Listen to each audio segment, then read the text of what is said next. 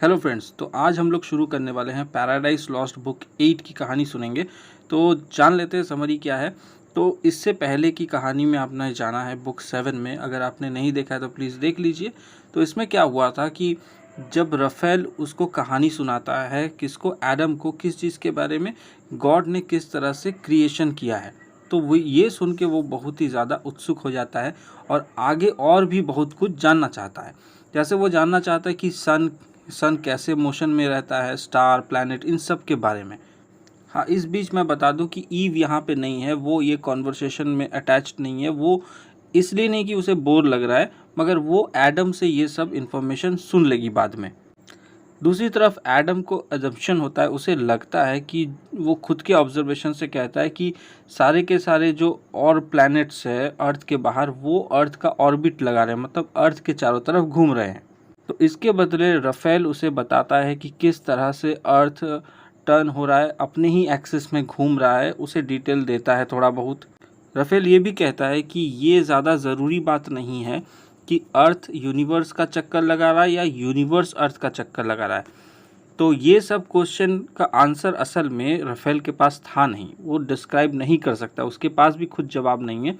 तो इसको और वो घसीटना नहीं चाहता इस मामले को, तो वहीं स्टॉप कर देना चाहता है, क्योंकि उसके पास भी लिमिटेड नॉलेज है, ठीक है। और वो सजेस्ट करता है एडम को कि जितना तुम्हारे पास है वो इनफ है, इससे ज़्यादा जानने की ज़रूरत नहीं है। गॉड ने तुम्हें जितना नॉलेज दिया है उतना काफ़ी है और तुम्हें नहीं चाहिए। गॉड ने जितना सोचा है देना उतना ही तुम्हें दिया है। सीधी बात यही कहना चाहता है कि लिमिट में रहो। तो इस तरफ एडम ये सब सुनने के बाद वो खुद की कहानी सुनाना चाहता है, वो रफेल को अपनी कहानी सुनाना चाहता है कि उसे क्या क्या पता है उसके क्रिएशन के बाद, यानी अपने क्रिएशन के बारे में उससे जितना पता है वो उससे शेयर करना चाहता है।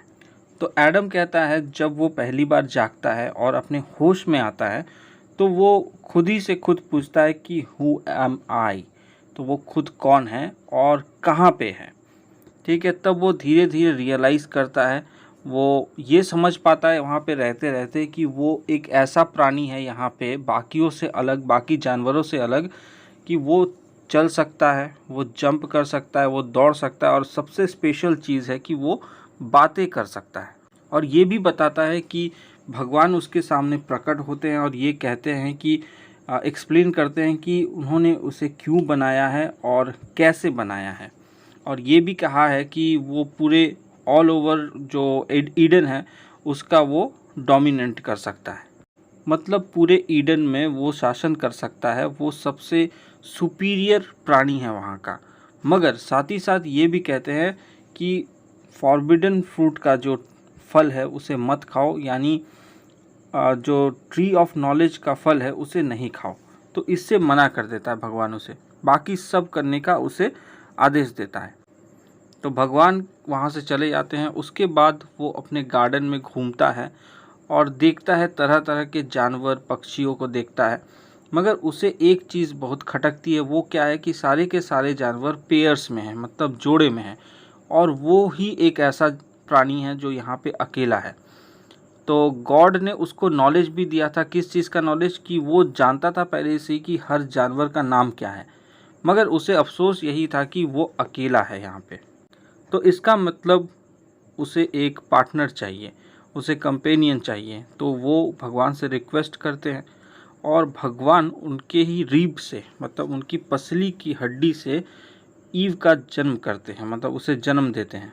तो इसका मतलब ईव का जो जन्म है वो एडम के बाएं साइड के हड्डी से किया गया, मतलब रीब के हड्डी से किया गया है। तो ये कहानी वो किसे सुना रहे थे, वो रफेल को ये कहानी सुना रहे थे। कौन? एडम। तो एडम को रफेल ये बताते हैं कि हालांकि ईव जो है वो बहुत ही खूबसूरत है, वो बाहर से बहुत ही सुंदर दिखती है, मगर तुम उससे भी ज़्यादा खूबसूरत हो अंदर से, ठीक है। यहाँ पे एक कंपैरिजन किया गया है।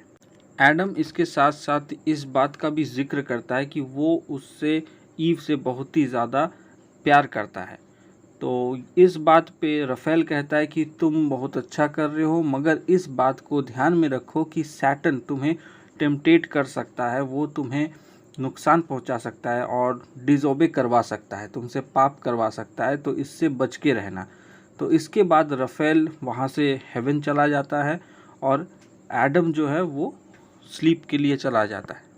और इसी प्रकार बुक 8 यहीं पे ख़त्म हो रही है और अगली कहानी हम नेक्स्ट स्टार्ट करेंगे। तब तक के लिए हमारे चैनल के साथ बने रहिए, सब्सक्राइब कीजिए, शेयर कीजिए, लाइक कीजिए, कमेंट भी कीजिए और बेल नोटिफिकेशन को ऑन कीजिए ताकि आने वाली वीडियोस आपको मिलते जाएं।